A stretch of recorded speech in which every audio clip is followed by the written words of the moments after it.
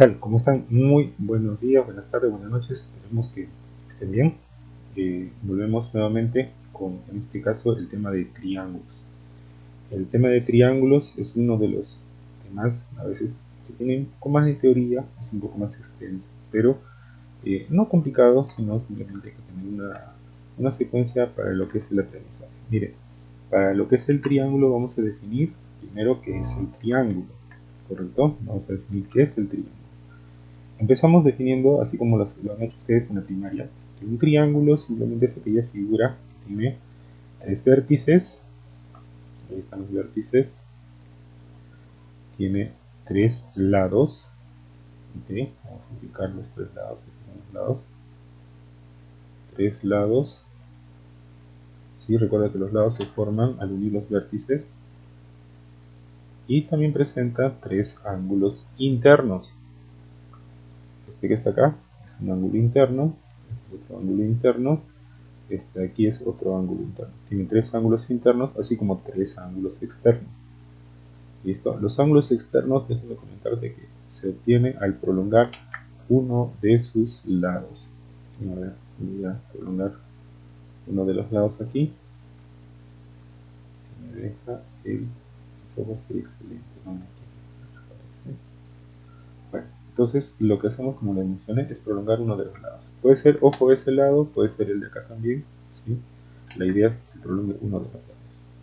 Al prolongar, listo, lo que se genera es un ángulo que está al costado, que es un ángulo externo. Le podemos colocar de cualquier valor, no sabemos cuánto vale ese ángulo externo, pero hay tres de ellos, ¿no? Hay tres ángulos externos. La notación del triángulo lo podemos ver simbólicamente de esta manera, acá, mencionando los vértices que corresponden al triángulo, ¿no? ABC. Puede ser en otro orden también, puede ser BCA o puede ser CAB.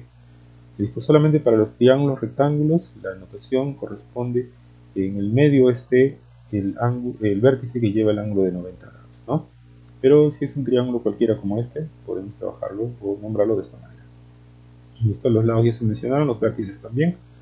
Ahora, hay casos en donde, por ejemplo, el problema te dice se quiere dibujar la región triangular en la región donde se encuentra el lado BC. Por ejemplo, el lado BC se encuentra en esta zona, entonces la región donde se encuentra ese lado BC vendría a ser todo esto. No por acá, como por esta zona se encuentra ese punto que se menciona.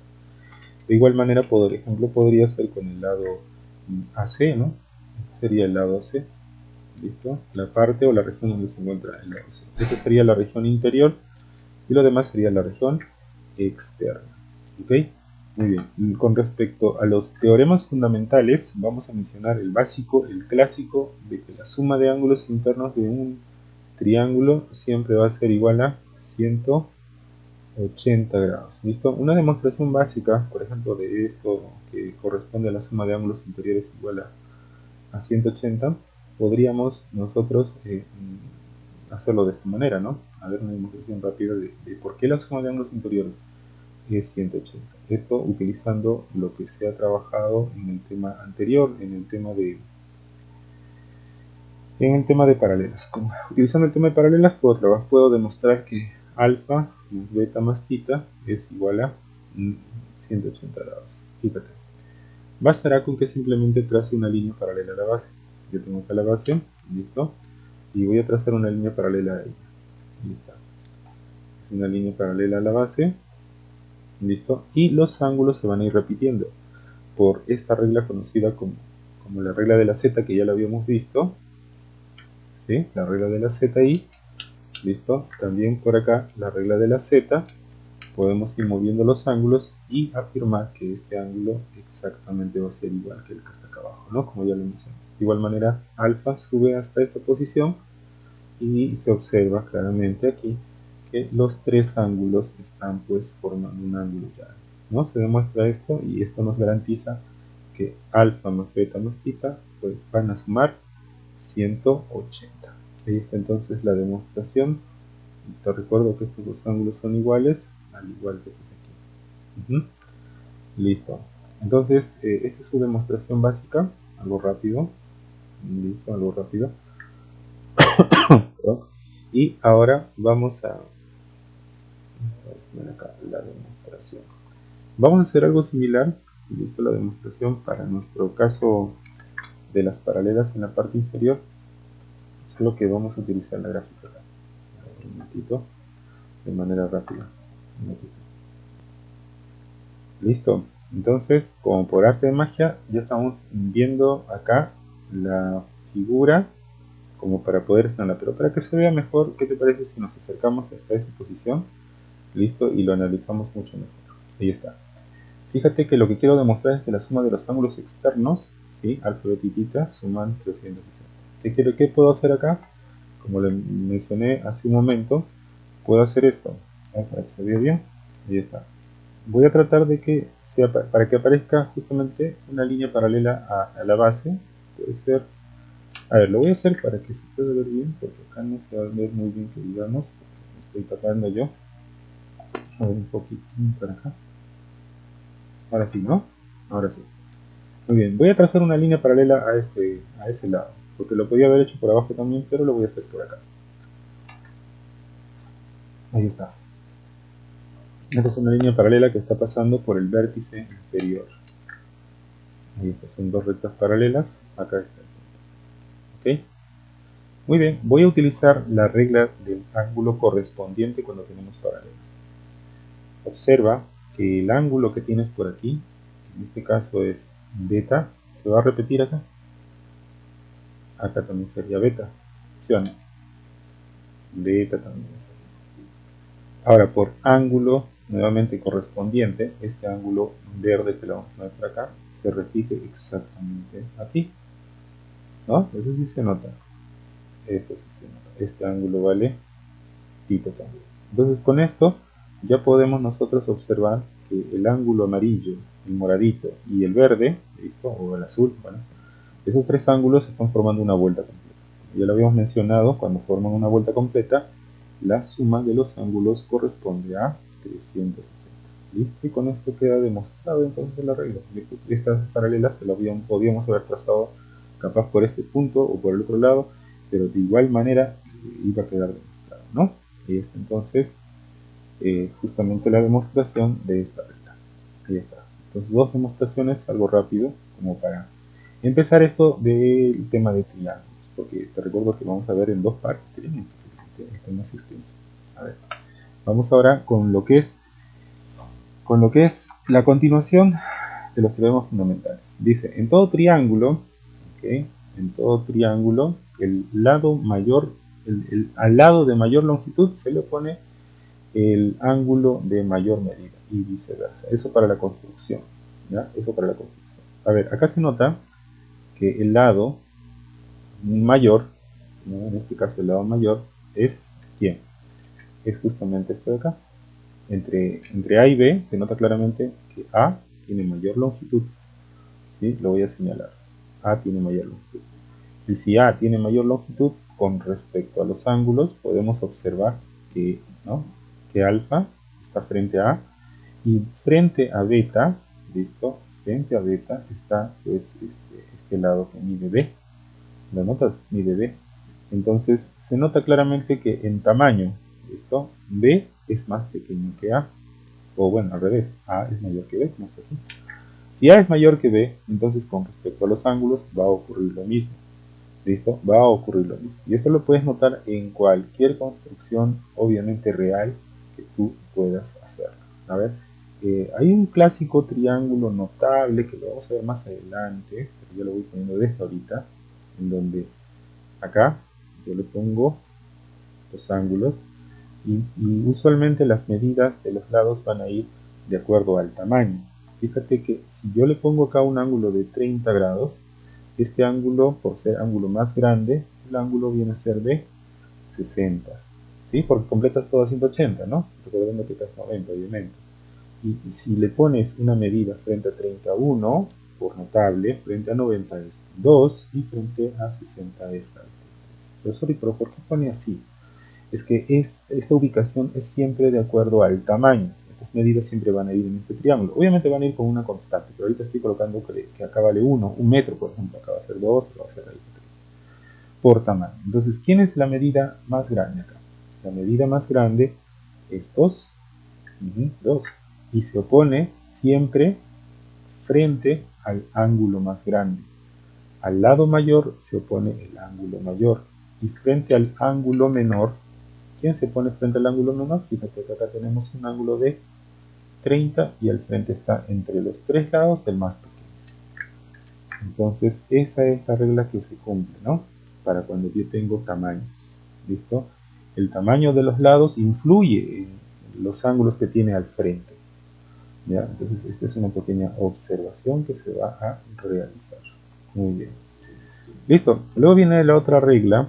¿Listo? La otra regla que dice que en todo triángulo, la longitud de un lado menor, a ver, la longitud de un lado es menor que la suma de las longitudes de los otros dos lados y mayor que la diferencia de las mismas. ¿Ya? ¿A qué se refiere esto? Esta es la famosa regla de la existencia de triángulos. ¿Sí? Existencia de triángulos. Nosotros cuando queremos demostrar si un triángulo existe, entonces, existencia de triángulos. Entonces vamos a recurrir a esta regla para comprobar si existe o no existe. Es que en realidad tú no puedes ponerle cualquier medida a los lados de un triángulo, no es correcto, no es posible, no es correcto. ¿Cómo? ¿Por qué, profesor? Ahorita te lo explico. Ahorita te lo explico. La existencia de triángulos surge porque si tú dices que un triángulo tiene unas medidas, por ejemplo, 2, 100 y 20, digamos, ¿no? Entonces, estas medidas no necesariamente existen. No necesariamente existen. Entonces, acá lo que se hace, ¿listo? Para demostrar esto es dibujarlo de dos maneras. Una forma sería que lo hagas a escala, ¿no? Decir que esto mide 100 unidades y por un lado va a salir una longitud de 20 unidades, pues la 20ª parte de, bueno, la de 100 le quito o ubico 20 unidades, sería más o menos algo así, la quinta parte, ¿no? 20. Y por el otro extremo, ¿cuánto sale? Salen 2 unidades. ¿Tú crees que estos lados que están acá, 100, 20 y 2, formarán un triángulo? Pues no van a formar un triángulo. Entonces, para no estar haciendo por construcción, como estoy haciendo ahorita, se utiliza esta regla. ¿Ya? Entonces, los lados son 20, 100 y 2. Ese triángulo no existe. Si tú quieres formar un triángulo a partir de estas medidas, no es posible. Y lo podemos comprobar con esta regla. A ver, entonces, si yo quiero que un lado sea 100, el otro lado quiero que sea 20, ¿ya? Quiero que sea 20, obviamente no es tan grande. El lado que viene, el lado que falta, ¿qué valores podrá tomar? ¿Podrá tomar el 2? Yo quiero que acá sea 20 y acá sea 100. ¿Qué dice la regla? En todo triángulo, si yo cojo un lado, en este caso esta medida que está acá, ¿qué dice que debe cumplirse? Esa medida tiene que estar entre la diferencia de los que quedan y la suma. Tiene que estar entre la diferencia, o sea, 100 menos 20, y en el otro lado debe estar la suma. O sea, x, ¿entre qué valores debe estar? Entre 80 y 120. Entre esos dos valores debe estar. Entonces, x, ¿qué valor podría tomar? Pues mayor que 80, 81, 82, 83, hasta un entero, ¿no? Porque también puede tomar en decimales, hasta antes de 120. Hasta antes de 120. O sea, no puede tomar valores mayores de 120. ¿Te das cuenta? Entonces, el 2, yo le había dado 2 acá. ¿Es posible que tome x2? No, ¿verdad? Porque no está en ese intervalo. Entonces, de esa manera, no existe un triángulo si le pones cualquier medida. Tiene que comprobarse con esta regla de existencia. Listo, y eso es justamente hay problemas donde se tienen que resolver utilizando este criterio. ¿Ya? Muy bien, eso con respecto a la existencia de triángulos. Listo. Acá también tengo que deducir quién es más grande, ¿no? Quién es mayor para poder hacer mis restas positivas, para tener mis restas positivas, por si acaso. Ok, luego de esto vienen las propiedades frecuentes, las que nosotros vamos a utilizar cuando nosotros veamos triángulos, los vamos a ir observando. Listo, le ponemos nombres como los que estamos observando acá para que se nos haga más sencillo. Por ejemplo, si nosotros tenemos esta figura que se parece a un triangulito con un ángulo externo, listo, esta es la conocida regla del ratoncito, ¿no? Como que tuviera un ratoncito por acá. Mira, acá están sus orejitas, sus bigotitos y ahí está la colita. Esta es la regla del ratoncito. ¿Qué dice la regla del ratoncito? Cuando veamos un triángulo, dos ángulos interiores en él me van a dar el ángulo opuesto externo, ¿no? El ángulo que no se considera. Entonces acá puedo afirmar que θ equivale a la suma de dos internos, A más B. Ahí está entonces la suma de los dos ángulos interiores, regla del ratoncito. Luego viene esta otra regla que es cuando tengo dos reglas que se cruzan, dos rectas que se cruzan, perdón, y tenemos acá una regla conocida como la regla de la mariposita. Ya está. ¿Qué se cumple? La suma de los ángulos que están en una alita, que en este caso vendría a ser A más B, ojo, la suma no necesariamente tienen que ser iguales aquí que aquí. La suma tiene que ser igual. A más B es igual a C más D. Este se cumple. Esta es la regla de la mariposa. ¿Listo? Por acá tenemos la conocida regla del pescadito. Pescadito porque, bueno, acá tengo como que fuera un pescadito. ¿Se puede ver el pescadito? Sí, imagino que sí. No es un cuadrilátero acá. No tengo un triángulo ni nada en específico, ¿no? No hay triángulo, es un cuadrilátero. ¿Qué se cumple? En este cuadrilátero, la suma de ángulos opuestos, que vendría a ser A y B, o sea, cabecita más colita, o colita más cabecita, como quieran decirlo, es igual a la suma de las aletitas C más D, C más D. Listo. Esta es la regla del pescadito. Profesor, ¿estas propiedades tienen su demostración? Claro que sí, cada propiedad se puede demostrar. Se demuestra con una regla que ya se ha visto, ¿no? Por ejemplo, la suma de ángulos interiores, con un ratoncito, dependiendo. Entonces, cada vez que veamos una figura como esta, podemos relacionar los ángulos como ya lo estamos viendo. Ahora, hay otra regla que está acá, que es cuando tengo un cuadrilátero parecido al del pescado, pero se le conoce como la regla de la cartera, ¿no? ¿Dónde está la cartera, profesor? En los anteriores sí se veía, ¿no? El ratón, la mariposa, el pescado, pero la cartera, pues mira, la cartera la puedes ver acá. Acá tienes, listo, la cartera, y acá tienes la asa de la cartera. Ahí está. Listo, ahí lo pones. Ahí está la carterita rosadita. ¿Qué se cumple acá? ¿Qué se cumple acá? Se cumple que los dos ángulos internos de este cuadrilátero van a ser iguales, la suma va a ser igual a la suma de los dos ángulos externos que están en forma consecutiva. Ahí está, C más D. La suma va a ser igual. Ojo con esto, esta es la regla de la cartera. ¿Ya? Listo, luego de esto viene esta otra regla que es también muy conocida, que le dicen a veces la regla del pantaloncito o la regla del boomerang. ¿Cómo es esto de la regla del boomerang? Los ángulos, ojo que esto también es un cuadrilátero, pero es un cuadrilátero cóncavo. Listo, es un cuadrilátero cóncavo. Los ángulos que están por dentro, todos se van a sumar y me van a dar igual al ángulo que está de manera externa. Θ va a ser igual a A más B más C. Esta es la regla del boomerang. Entonces, ¿listo? ¿Qué hago acá? Simplemente voy a decir que todo esto va a cumplirse cuando vea una figura de esta forma. ¿Listo? La regla del boomerang. Tenemos entonces 5 propiedades básicas que seguramente lo vamos a utilizar en los problemas. Esto es para manejar, si te das cuenta, solo ángulos. Los lados no los estoy tocando, solamente los ángulos. Relacionando ángulos en un triángulo o por ahí un cuadrilátero. ¿Listo? Vamos ahora con lo que es la clasificación de los triángulos. La clasificación de los triángulos se va a dar, ¿ok?, de dos maneras, según la medida de sus ángulos y según la medida de sus lados, o la longitud de sus lados. ¿Listo? Voy a empezar, ¿ok? Voy a empezar con lo que es el triángulo acutángulo. ¿Cuándo un triángulo es acutángulo? El triángulo es acutángulo siempre y cuando, ¿listo? Vamos a ver, nos acercamos un poquito como para analizarlo bien. ¿Cuándo un triángulo es acutángulo?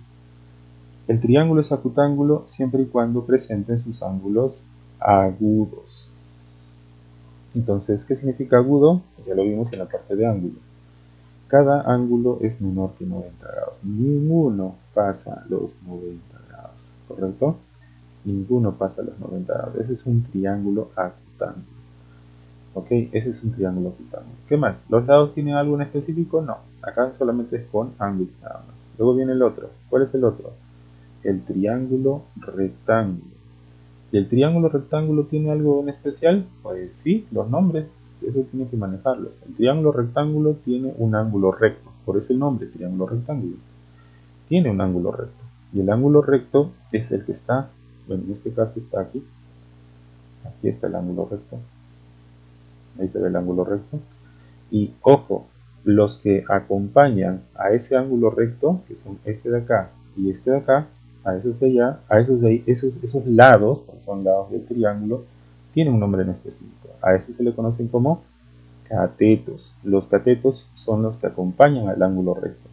Y el que se encuentra frente al ángulo de 90 grados se le conoce como la, y lo ves, ¿no? La hipotenusa. Importante que sepamos el nombre porque la hipotenusa siempre va a ser mayor que sus catetos. Importante esto también. La hipotenusa siempre va a ser mayor que cualquiera de los catetos. Es algo que se puede visualizar, pero a veces al momento de un problema es importante tenerlo presente, ¿ya? Y luego viene el último triángulo, la última clasificación, que es de acuerdo al ángulo, el triángulo obtusángulo. El nombre lo indica, obtusángulo. Profesor, ¿qué significa? Que el triángulo presenta un ángulo obtuso, solo uno. No puede haber un triángulo que tenga dos ángulos obtusos. No, este es el ángulo obtuso. Y lo que se cumple acá es de que al frente del ángulo obtuso siempre se va a encontrar el lado mayor. Siempre. En un triángulo cualquiera, donde es obtusángulo, el triángulo es obtusángulo, entonces al frente siempre se encuentra el lado más grande. ¿Ya? Porque este es el ángulo más grande, por lo tanto al frente se encuentra el lado más grande. ¿Listo? Esto es muy importante al momento de tener un triángulo obtusángulo. Ahí está la clasificación de acuerdo a los ángulos. Luego viene la clasificación de acuerdo a los lados, a la medida de sus lados. Entonces, esta clasificación también es importante porque podemos nosotros señalar que se da de esta manera. Primero, el triángulo escaleno. ¿Cuándo un triángulo es escaleno? Se le llama triángulo escaleno cuando el triángulo, ¿qué cosa? Tiene todos los lados, como indica acá, diferentes. Profesor, o sea, si tiene todos los lados diferentes, ¿los ángulos son diferentes también? Correcto. Los ángulos son diferentes. O sea, alfa es diferente de beta, es diferente de tita. ¿Sí? Esos son los ángulos también diferentes. Eso se llama escaleno. Escaleno. ¿Y el triángulo isósceles, profesor? El triángulo isósceles es un triángulo que tiene dos lados iguales. Importante este triángulo porque si te lo encuentras, tienes que tener presente lo siguiente. Que va a tener dos lados iguales, pero ojito, si tiene dos ángulos iguales, también va a tener dos lados iguales. Ahí está, este de acá. Y siempre están frente a esos ángulos iguales. ¿Te das cuenta? Siempre están al frente, ¿no? Siempre, en esa misma, tiene que apuntar los ángulos a los lados comunes. Y ojo también con esto, los ángulos θ, listo, θ en este caso, tienen que ser agudos. Agudos significa que tienen que ser menores que 90 grados. Imagínate que sea 90. Si fuera 90, sería formando acá 90, 90. No habría triángulos, ¿sí? Tiene que ser agudos. ¿Ya? Es un dato importante que se tiene que tener en cuenta acá. Ah, claro, y también tiene una base. Esta es la base y estos son los lados comunes, los lados iguales. ¿Ya? Lados iguales, dos ángulos iguales y esos ángulos son agudos. Agudos. Luego de esto viene lo que es el triángulo equilátero. ¿Listo? El triángulo equilátero. ¿Cuándo se da un triángulo equilátero? El nombre lo indica. Equilátero, equi de equitativo, equivalente, látero, lado, ¿no? O sea, el triángulo tiene los lados iguales. El triángulo tiene los lados iguales. Ahí está. Tiene los lados iguales. Este también se le puede llamar polígono regular. También se le puede llamar polígono regular. Porque tiene los lados iguales y los ángulos iguales. Ya lo vamos a ir tocando nosotros cuando estemos trabajando más adelante en la parte de polígonos. Ahí también vamos a tocar el tema de polígonos regulares. Ahí está. Lados iguales y ángulos iguales es el polígono, o perdón, el triángulo equilátero. ¿Ok? Ahí tenemos esta clasificación. Luego de esto, vamos a ver la última parte de esto de triángulos en su primera parte. ¿Listo? Lo que son las líneas y puntos notables. Es importante que en un triángulo, al momento de ir trazándole las líneas, sepamos qué estamos haciendo o qué líneas están trabajando en ella. Por ejemplo, yo tengo acá lo que es la mediana. ¿Qué es la mediana? La mediana es una línea que la voy a trazar a continuación. A ver, un ratito. Yo tengo acá un triángulo cualquiera, ¿ok? Este es un triángulo cualquiera.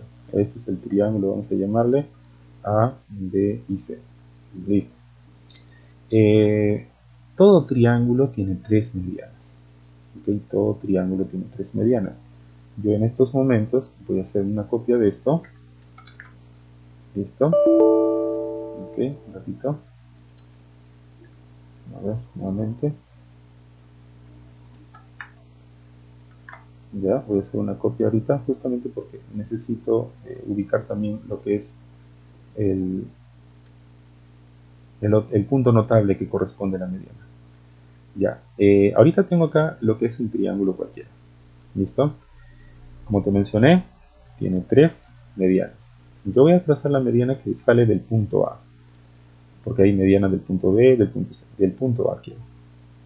Entonces, del punto A, listo, la mediana es una línea que parte de ese vértice y se va al punto medio del lado opuesto. El lado opuesto es BC, ese es el lado opuesto. Me ubico exactamente en el punto medio.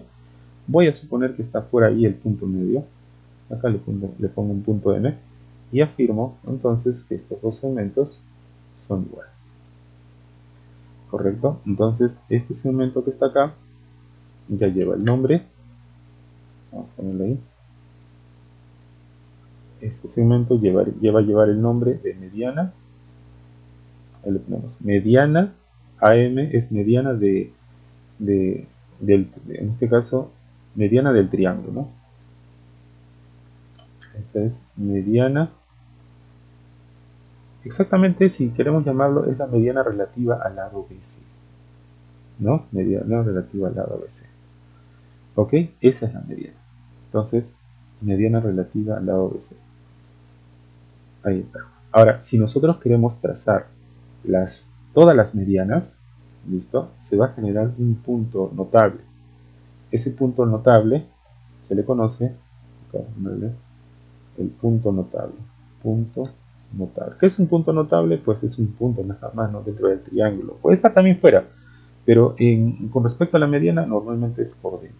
Fíjate, yo tengo acá la mediana, acá tengo la otra mediana, ¿ya? Y ojo con esto. Acá le voy a poner M, acá le voy a poner N, acá le pongo tres bolitas, por acá le voy a poner un serruchito, listo, por acá pongo un serruchito como está en la gráfica, y ojo con esto, mira, ya he trazado dos medianas. Este puntito yo le voy a llamar un punto G, le voy a poner G acá, listo, y G es ese punto notable. G es conocido como el baricentro. A ver si llega a ver, no llega a ver. A ver. Repito, el punto G es considerado o denotado como el baricentro. Baricentro. Entonces, ¿qué es el baricentro? La intersección de las tres medianas. ¿Listo? Ahora, si yo ya tracé dos medianas, la tercera línea que nace del vértice y pasa por ese punto que es el baricentro, pues también va a ser mediana. ¿Ya? Eso rige también para los demás puntos notables, en este caso. Eso quiere decir que acá este segmento también va a ser igual, porque es mediana. Y solamente en el baricentro, con el baricentro, ¿ya? Con el baricentro, se cumple que la línea trazada, la mediana trazada, se va a dividir en dos segmentos que van a estar en una relación siempre de 1 a 2. Ojo con esto, es muy importante. O sea que si yo, por ejemplo, tengo acá mi mediana trazada, el baricentro divide a ese segmento en una relación de 1 a 2. O sea, este segmentito pequeño que llega al punto medio vale la mitad del que está por arriba. Así es, de la misma manera que aquí, si esto es A, esto vale 2A. Si esto es B, esto vale 2B. ¿Okay? Esto se cumple. Esto se cumple con respecto a todas las medianas. ¿Listo? Entonces lo aclaramos o lo colocamos acá como una regla mencionando, por ejemplo, que AG, entonces a partir de que hay un baricentro, AG es el doble de ¿quién? AG es el doble de GM. Y así podemos decir que BG es el doble de GN. O CG es el doble de TGN también. Eso se cumple con respecto a la mediana. ¿Listo? Entonces, ¿qué es el baricentro? La intersección de las tres medianas. Luego viene lo que es la bisectriz. La bisectriz, ¿listo? A diferencia de la mediana, se puede representar, ¿listo? De dos maneras. Ya sabemos que es una bisectriz, pero es que justamente el triángulo presenta dos tipos de ángulo, ¿no? Entonces, como presenta dos tipos de ángulo, pues hay dos tipos de bisectrices. Y así como hay dos tipos de bisectrices, también va a haber lo que es, un ratito, a ver, vamos a ponerle P, Q, R, vamos a ponerle ABC. Ya está, son dos triángulos. Ahora, yo lo que voy a hacer primero es trazar la bisectriz de uno de los ángulos, porque también van a haber tres bisectrices, obviamente. Entonces, acá yo tengo una bisectriz. Esta línea que está aquí, que acabo de dibujar, se le conoce como la bisectriz. Claro, pero bisectriz exactamente interior, ¿no? Esta es la bisectriz interior, porque está dentro, o bueno, está partiendo un ángulo interno. Esta es la bisectriz interna o interior. ¿Listo? Muy bien. Ahora, si nosotros, listo, agarramos otro ángulo, que sea el ángulo acá arriba también. Ya, este es el ángulo externo, en este caso, el ángulo externo, y lo dividimos con otra recta, listo, que divide al ángulo por la mitad. Ahí está. Esa línea que acaba de trazarse es una bisectriz, pero como está dividiendo el ángulo externo, se le conoce como bisectriz exterior. ¿Listo? Exactamente se le conoce como bisectriz exterior. ¿Listo? Entonces acá tengo una bisectriz externa o exterior. ¿Listo? Bisectriz. Entonces cada ángulo, sea interno o externo, presenta una bisectriz. Puede presentar una bisectriz. En este caso, estamos viendo una interior y una exterior. ¿Ok? Muy bien. Ahora, si yo dibujo todas las bisectrices internas de un triángulo, tiene un nombre que vendría a ser un punto notable. Entonces vamos a hacer acá, vamos a analizar acá lo que es el punto notable de la bisectriz, ¿no? Exactamente de la bisectriz interior. ¿Listo? Entonces fíjate lo que voy a hacer aquí. Lo que voy a hacer aquí, ¿listo? Es algo especial, no es nada del otro mundo. No es nada distinto a lo que normalmente se ve. Fíjate, yo voy a dibujar ahorita, ¿listo? Un triángulo, pero por dentro estoy dibujando una circunferencia.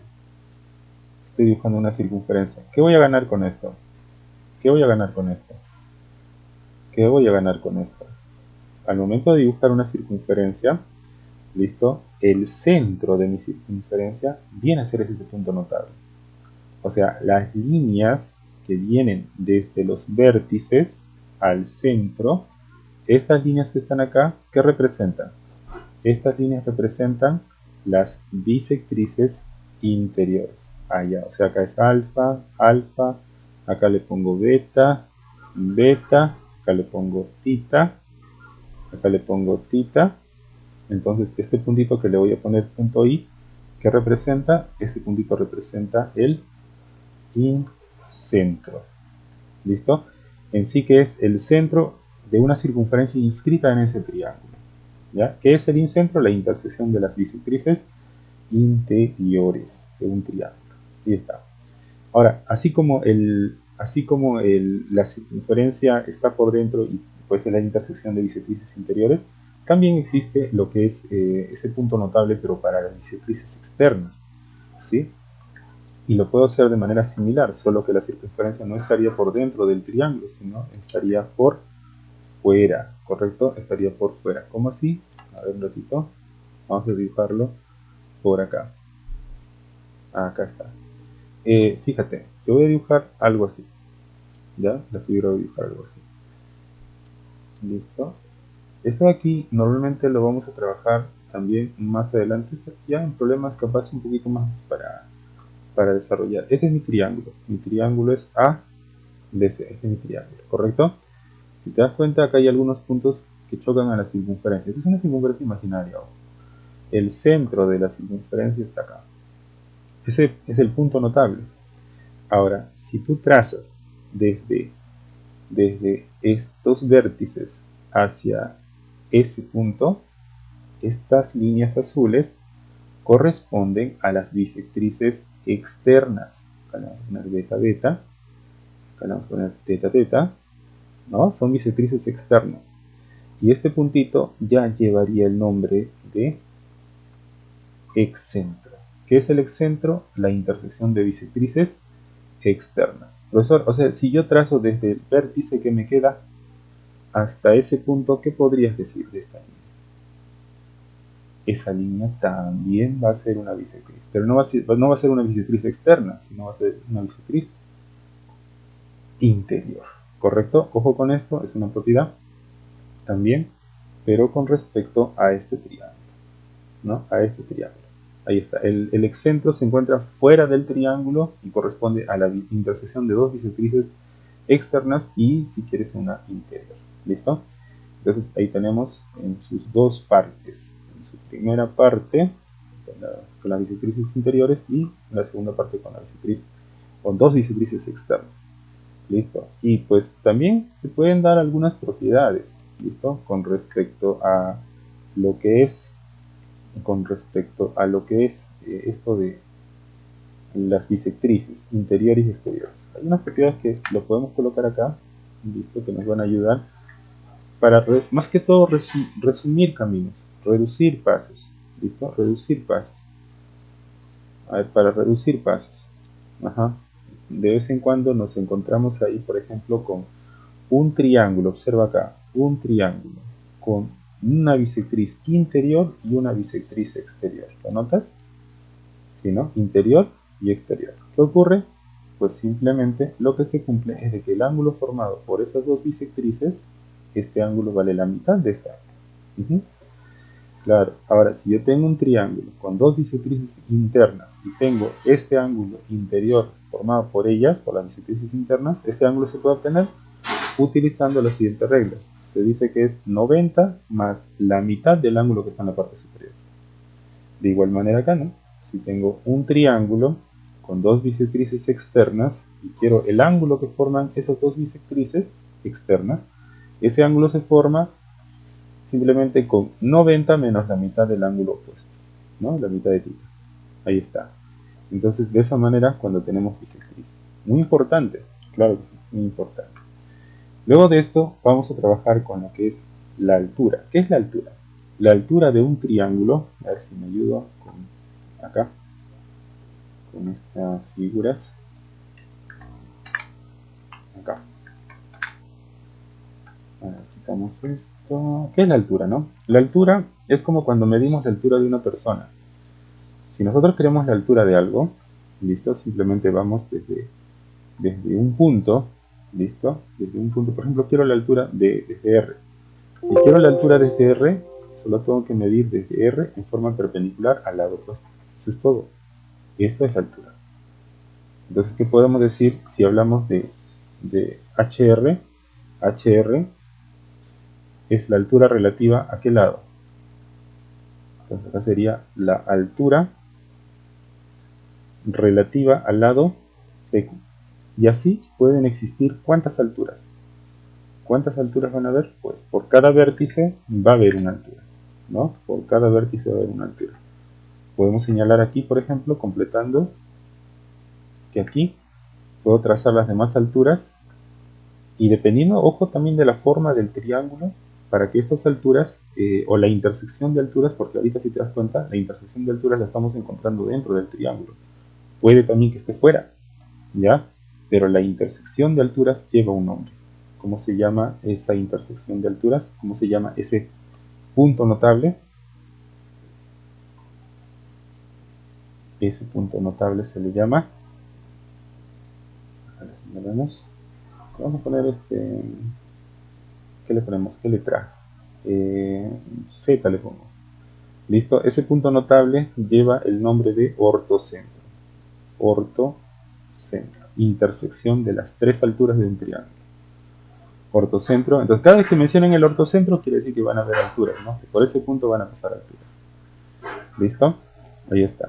Luego viene la otra línea notable, que es la mediatriz. Y listo. A ver, creo que la mediatriz la vamos a dibujar de esta manera. Fíjate. Yo voy a poner acá, listo, un triángulo cualquiera. ¿Sí? Un triángulo cualquiera. Y este es el triángulo, vamos a llamarle A, B y C. ¿Correcto? Ya está. Ahora, en este triángulo, listo, voy a trazar la mediatriz de uno de los lados. Porque la mediatriz, listo, se traza en uno de los lados. Solamente en uno de ellos. ¿Ya? Tiene que ser con respecto a un segmento. Entonces, yo voy a trazar, listo, la mediatriz de AC, por ejemplo. Listo, la mediatriz de AC. ¿Cómo se traza la mediatriz de AC? Simplemente ubico el punto medio de ese lado. Listo, el punto medio de este lado. Listo, el punto medio de este lado. Y le trazo una línea perpendicular. Esta línea que está acá, la que acabo de dibujar, se le conoce como mediatriz. ¿Listo? ¿Mediatriz de quién? Mediatriz de AC. Ojo que acá, para que se considere mediatriz, tiene que formar un ángulo recto con AC. Esa es la mediatriz. Entonces, acá señalo, ¿no? Ahí está. Ahí lo señalo. Entonces, vamos a decir que la recta L, ¿cómo se llama? Mediatriz de AC, del lado AC. Ya está, esa es la mediatriz. Ahora, ¿cuántas mediatrices se pueden trazar en un triángulo? Pues por cada lado, ¿no? Pero déjame mencionarte lo siguiente. Ahora viene el punto notable. El punto notable es la intersección de las tres, ¿no? Listo. A ver, normalmente cuando tienes que dibujar la mediatriz de un triángulo, normalmente se hace dentro de una circunferencia. Y es que se dice que cualquier triángulo, cualquiera que sea, se puede dibujar dentro de una circunferencia. Cualquiera que sea, yo estoy dibujando un triángulo cualquiera. El centro de la circunferencia, que más o menos estará por acá, ese punto es el punto notable que representa la intersección de las tres mediatrices. Se puede denotar fácilmente haciendo los trazos. Fíjate que puedo trazar aquí, listo, la primera mediatriz, la segunda mediatriz, la tercera mediatriz. Ahí están las mediatrices, formando ángulo recto, ángulo recto, ángulo recto y segmentos iguales. Ahí está. Esta es entonces la mediatriz. Estos son tres mediatrices, perdón. Y aquí voy a dibujar lo que es el radio, ¿no? El radio lo dibujo por acá. A ver, por acá lo voy a dibujar. Listo, aunque lo hace mejor así. Ahí está. Este es el radio. Estas son las mediatrices. Y este puntito que está acá se le llama, ¿cómo se llama este puntito? Ese puntito se le conoce como el circuncentro. Circuncentro. ¿Qué es el circuncentro? El circuncentro es la intersección de las tres mediatrices de los lados de este triángulo. Normalmente a veces se le pone el punto O, ¿ya? Entonces, la característica principal es que puedes trabajarlo en una circunferencia. ¿Listo? ¿Ahí se ve? Sí se ve, ¿no? Ahí está. De esa manera entonces el análisis aquí, creo que esto aquí lo vamos a poner un poquitín más para la izquierda para que se pueda visualizar mucho mejor. Voy a quitar esto, voy a poner más chato, mejor lo quito. Ahí está, mucho mejor. Ahí tengo el circuncentro entonces. Listo, por acá tengo el circuncentro. Ajá, se ve mucho mejor. Listo, entonces ahí tenemos todas las líneas notables. Ah, me está faltando uno, por cierto. La seriana. ¿Qué es la seriana? La seriana es un segmento que puede trazarse por dentro, como también que puede trazarse por fuera. ¿Ya? Ojo con eso. La seriana es una línea que puede trazarse por dentro o por fuera. ¿Cumple alguna función? Ninguna. Cuando traces cualquier segmento de un vértice a cualquier lado, se llama simplemente seriana. ¿Listo? Y con ese detalle, con ese punto, estamos terminando lo que es la primera parte de esto que es la teoría de triángulos, y ya nos estamos viendo hasta el próximo tema. Nos vemos.